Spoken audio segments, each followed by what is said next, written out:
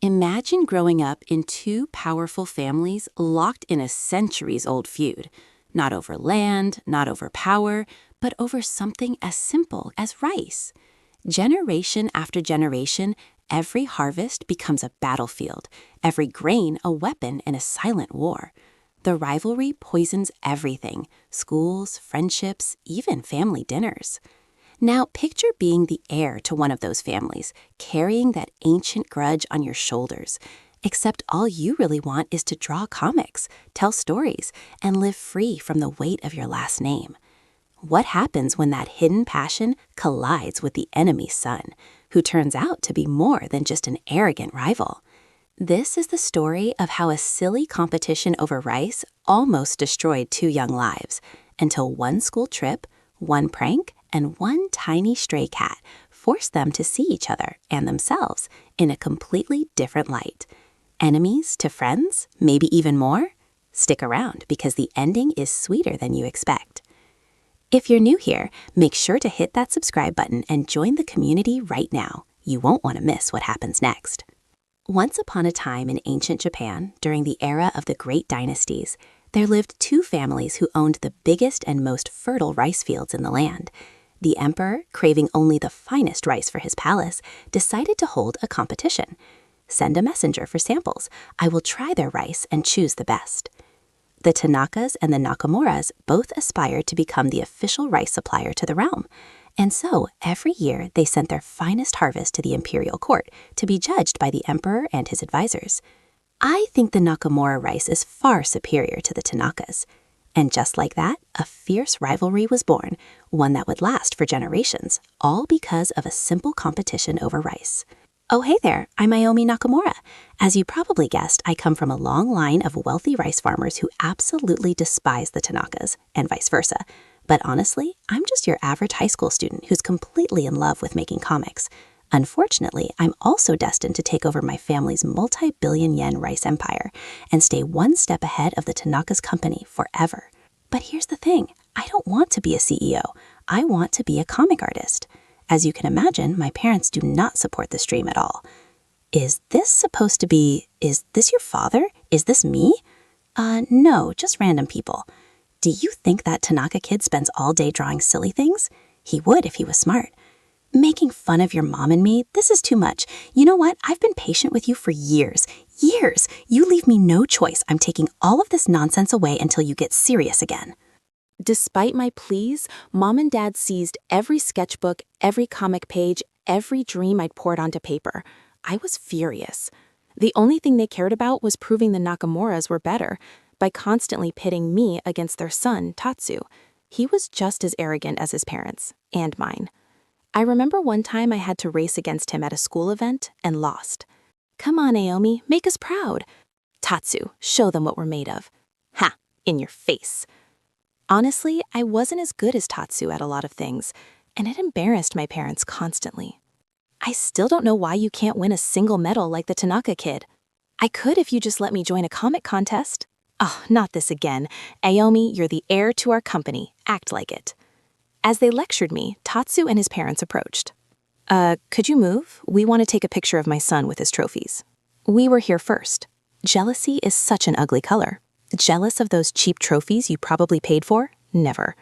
They started squabbling like angry chickens, drawing a huge crowd. Tatsu and I were helpless. We tried to stop them, but nothing worked until the principal stepped in. Please, that's enough. There are no winners or losers here. Both Aomi and Tatsu are winners in their own right. Now, why don't we go into my office and talk about this calmly? Eventually, everyone left. As soon as I got home that evening, I vented to my best friend Maya. I can't believe you let them get away with ruining your life. I know, right? I wish I could do something about it. Why don't you then? The whole family rivalry thing is ridiculous. Shh, someone might hear us. Fine. Besides, Tatsu is hot. You two would make a cute couple. Do the whole enemies to lovers thing. You read too much romance. Tatsu is insufferable, just like all his ancestors. Maya loved daydreaming about the characters in her romance novels. I wish she could face reality. There was no way Tatsu and I would ever be friends, let alone anything more. The next day at school, I found students crowded around the bulletin board, staring at a poster. Calling all aspiring comic creators. Star Comics brings the competition to your school. Submit your art to our email for a chance to work with us. You totally have to do this. I want to, but I don't want to get in trouble with my parents again. It's online. They don't have to know. I thought about what Maya said, and she was right. So that night, I sent some of my old sketches from my phone gallery to the email address before falling asleep. When I woke up the next morning, I had an email. I'd won. I screamed. "Oh my God, I won!" We heard screaming. What's wrong? I was so happy I didn't even notice Mom picking up my phone and reading the email.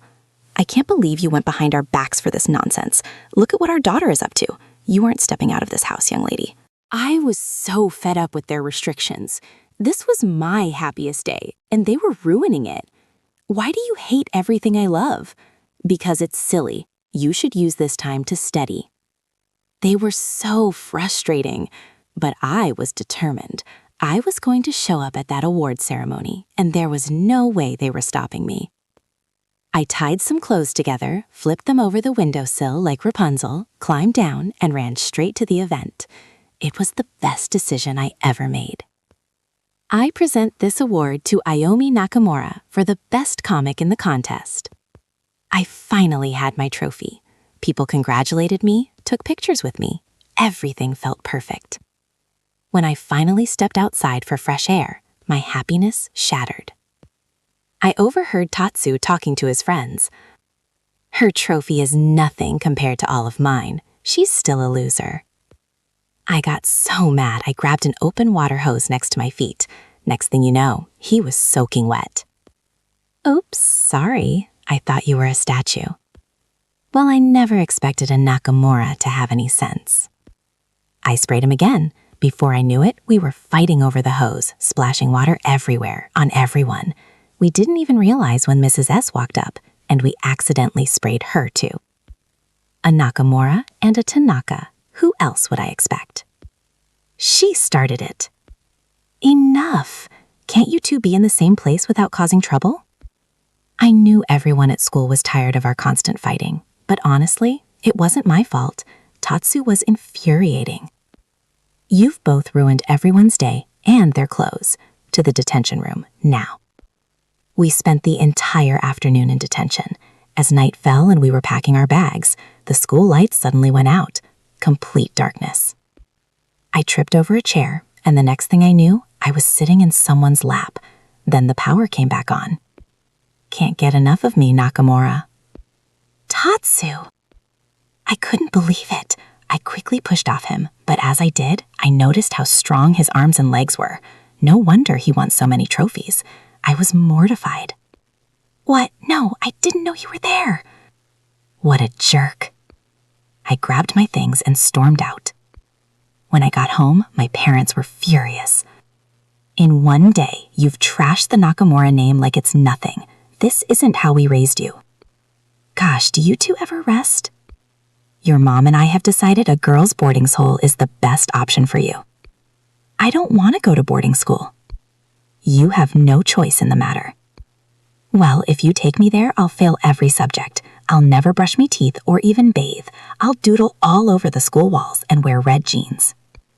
"Red jeans? Our daughter has gone mad." I gave them a real scare, and for once, they backed off. It felt good to finally talk back. A few months later, Mrs. S announced a class trip.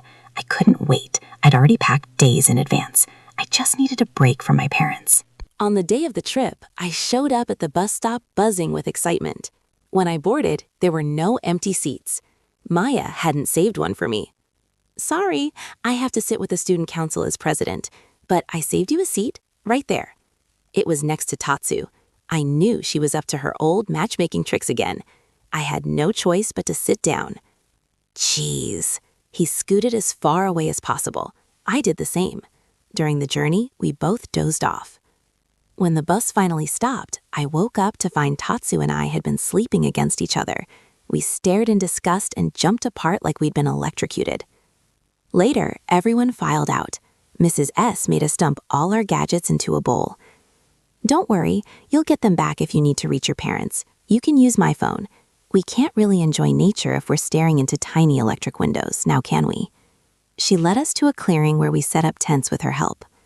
That afternoon, I was excited to explore the forest and do some nature sketches when Mrs. S got a phone call. Her face fell. Everyone, gather around. I need to leave. My mother has had an emergency at the hospital. Maya and the student council will handle the trip until the school sends a replacement. Follow their lead. With that, Mrs. S rushed off. I felt awful for her. You heard Mrs. S. Let's gather firewood and rest for today. Tomorrow, I'll share the schedule for the week. Everyone followed Maya's instructions. I went into our shared tent to grab marshmallows from her backpack, but she walked in and snatched it away. Hey, what do you think you're doing? Relax, I just wanted marshmallows. You shouldn't go through my bag without asking. You go through my things all the time. What are you hiding? Nothing. Just stay away from the bag. It has important things. Maya left with the bag. I was so curious about what she was hiding. That night, I planned to check after everyone was asleep.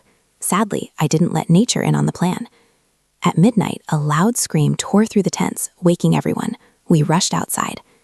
My friends are missing. Maybe they went into the bushes to pee? No, something came and snatched them. Everyone grab your lights and spread out. We need to search. We grabbed flashlights and headed into the dark forest. Suddenly, we heard rustling. Who's there? No one answered, but we spotted something big and furry in the bushes. It's up there, run! Maya and I sprinted back to the campsite. When we arrived, more students had vanished. Everyone was saying they'd seen something. It was huge, like a monster. It was thin, like a skeleton. The stories didn't match. Maya gathered everyone who remained. We have to stay together until morning. When it's brighter, we can find a way out and get help. We huddled together for the night, but when I woke up the next morning, the campsite was empty. Everyone had disappeared. Tatsu and I were the only ones left, and he was still sleeping. I walked over and kicked him awake. What happened? Everyone's missing. That's what happened. We have to search for them. Too risky. If the thing taking them gets us too, there'll be no one left to save anyone. I saw red and lashed out, even though I knew he was making sense. All you can do is think about yourself in an emergency like this? Geez, fine. I'll follow you if that'll make you shut up. Tatsu and I ventured into the forest alone. We heard a creepy sound. Do you hear that? What? That sound? It's like someone's following us. Don't be ridiculous. Suddenly, a loud growl came from behind us. We turned. Glowing eyes stared back. We ran back to camp. What if the thing got our friends? We have to find them. You're right. We shouldn't waste any more time here, or it'll get us too. We grabbed our bags, some food, and headed deeper into the forest, staying close together. We found footprints in the soil and followed them. Unfortunately, I suddenly hit my leg on a large rock and tripped. Hey, are you okay? I think I sprained my ankle. To my shock, Tatsu lifted me into his arms and kept walking. What? You'll slow me down if I let you walk. My cheeks flushed as he carried me for miles. I had no idea he was so strong and caring. When we reached a tree canopy, he gently set me down. We should rest here for the day and continue tomorrow. I agreed. When the sky went dark, he gathered wood and built a campfire. As I prepared to sleep, I felt something crawling up my leg. I screamed. It was a small wildcat. I ran behind Tatsu for protection. But to my surprise, he picked it up and stroked its back. Aw, cutie, did you lose your way? What are you doing? That's a wildcat. Nah, it's a cute stray. I'll let it stay. I didn't realize he was such a softie. Maybe his parents let him do whatever they wanted, unlike mine. Your parents let you own cats? They'd freak out if they saw me with one. They hate anything that isn't studying, just like mine. They seized all my comics because they weren't study books. They're pretty terrible parents, huh? Gosh, yes. Tatsu and I laughed. We spent most of the night talking about our parents. It was really nice to know we shared so much in common. That night, as he slept with the cat tucked under his arm, I had a sudden inspiration. I quietly got out my sketchbook and drew them. The next day, Tatsu tucked the cat, now named Triss, into his bag, and we continued the search. When we reached a small stream, he offered to help me cross like a perfect gentleman. You can jump, I'll catch you. I jumped, and we fell to the grass with me on top of him. My sketch from the previous night slipped out of my bag. Wait a minute, that's me and Triss. You drew this? Yeah. Wow, you're really good. Can I keep it? Awesome, thanks. For a while, we just stared at each other. I realized how good he looked up close. But when Triss mewed softly beside us, I quickly got embarrassed. We should get going. You're right. We dusted ourselves off and kept following the footprints. Along the way, we found torn clothes and got really scared. Oh my God, that might be their clothes. No blood. We should keep walking. There might be more clues ahead. As we walked farther, we found a lodge. Right on cue, we heard laughter. Inside, our entire class was laughing and having the time of their lives. In the middle was Maya. I was furious. I couldn't believe my best friend and classmates had pranked us. As soon as they noticed us, they fell quiet. I'm sorry, Aomi. We just needed to get you and Tatsu to work together. Your rivalry was affecting everyone. That's why you didn't want me going through your backpack that night, huh? The bear costume was in there. If you saw it, it would have ruined our plans. Your plan? You mean everyone wanted this? Even Mrs. S? We planted it before the trip. I looked around. Everyone was staring at Tatsu and me like we were the villains. It made me feel so guilty. Thankfully, Triss ran right into the middle, and their attention shifted.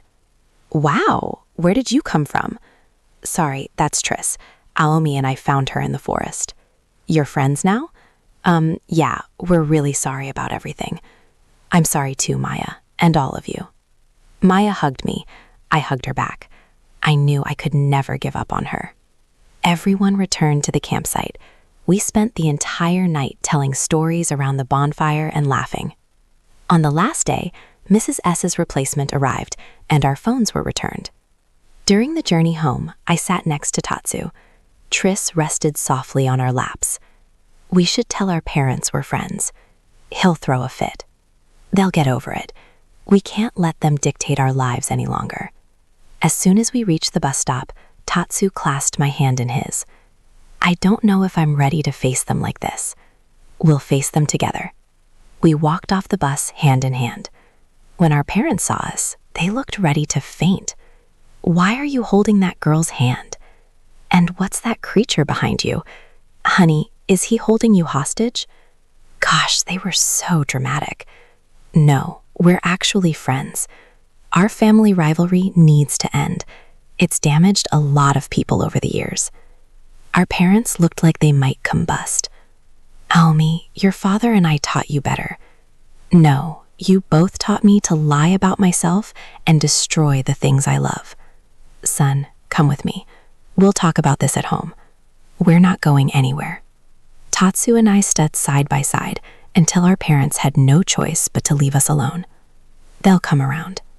You're an amazing person, by the way. You too. So, do you want to go on a date with me, Aomi Nakamura? I thought you'd never ask. You know, winning isn't everything. It's the bonds we form with others that really matter. Tatsu and I may have been born into rival families, but we won't let that define us or our future. And as for rice, it's always better when shared with someone special. If you've ever been caught in a family rivalry or had to fight for your own dreams against the people who love you, drop a comment below and share your thoughts with us. We'd love to hear it. Like this video if you felt that sweet shift from enemies to something more, and share it with your friends to let them in on the story too. What do you think will happen next for Aomi and Tatsu? Will their families ever accept it, or is more chaos coming? Leave your predictions in the comments, and don't forget to hit the bell icon so you never miss our next heartwarming story. See you soon!